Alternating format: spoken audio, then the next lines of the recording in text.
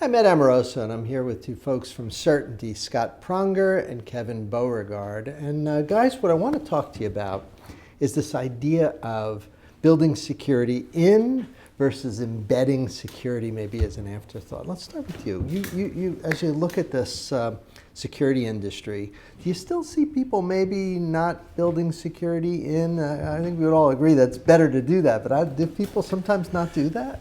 Yeah, I mean, the reality is most organizations are pursuing a defense in depth security strategy today. It's really, building, higher walls and putting barbed wire on top of the walls and moats around the walls. But at the end of the day, what people are really most concerned about is the data.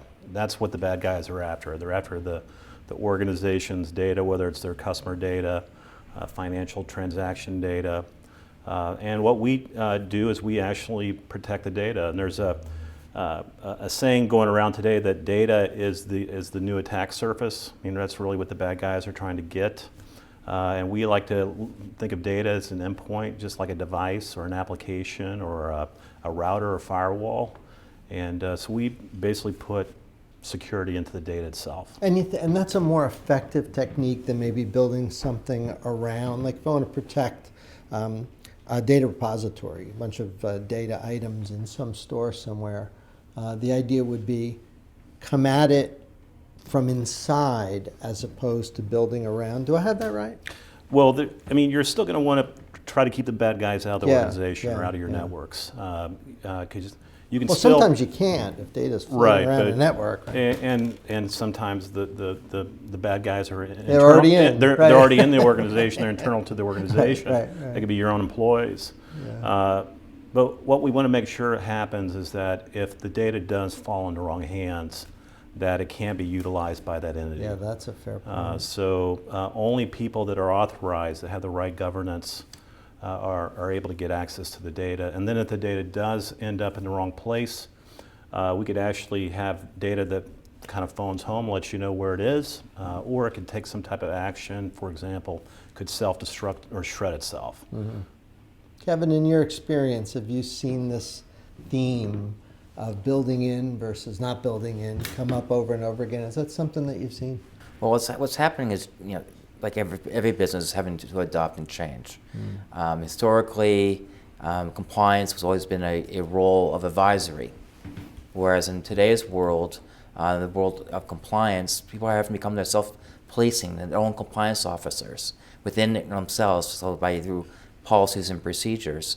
And now compliance is spending a lot of time looking at reports and analysis, and that world has changed. And as such, with cybersecurity as well, that has to happen to change as well, and how data is being utilized and access points, and how it's broken down, and how it's protected.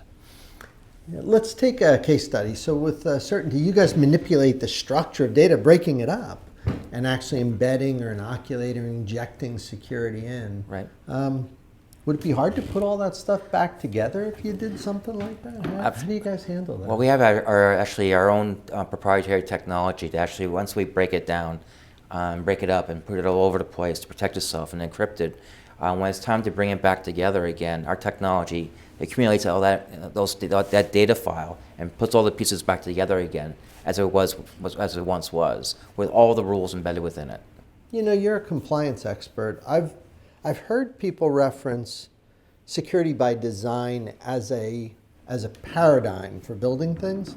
I'm trying to think whether I've ever seen a compliance requirement that demanded things be built into, like, say, data. Is that coming? Or maybe I'm wrong.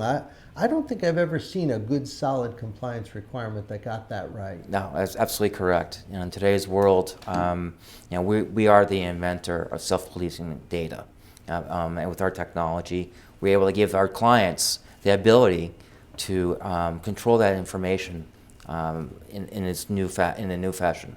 This sounds like an opportunity to go work that compliance community a little bit, huh? I think so, yes. Bring them down to Nashville and show them a good time and maybe affect some, because it really is a gigantic miss that so many compliance standards dictate firewalls and all these perimeter type things, but very rarely get it right at the data level. Well, as as Kevin pointed out, we actually invented this technology. Yeah. I mean, most people aren't even aware that this technology exists today, that it's even possible.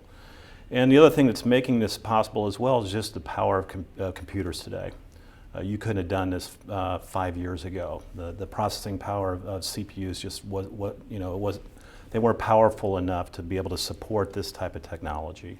Well, it's also converging with threat because certainly in the last 5 years we've known we had a big data problem, but I think you go back far enough, 10, 15 years ago, it wasn't so clear, what would be the major threats that we'd be dealing with in our industry. But it sure seems clear now. I mean, just read the paper. You see the kinds of credential and user account and other kind of both structured and unstructured data that gets stolen, compromised, and abused. So it's a real problem. But well, I'm glad you guys resonate with this idea of building from within. I certainly believe that it's important, and I'm glad you guys are building a product that supports the concept. It's very helpful, and I appreciate you coming by and sharing. And we appreciate you too, Ed. Thank you. Thank you, Ed. Wonderful to see you guys. Thanks.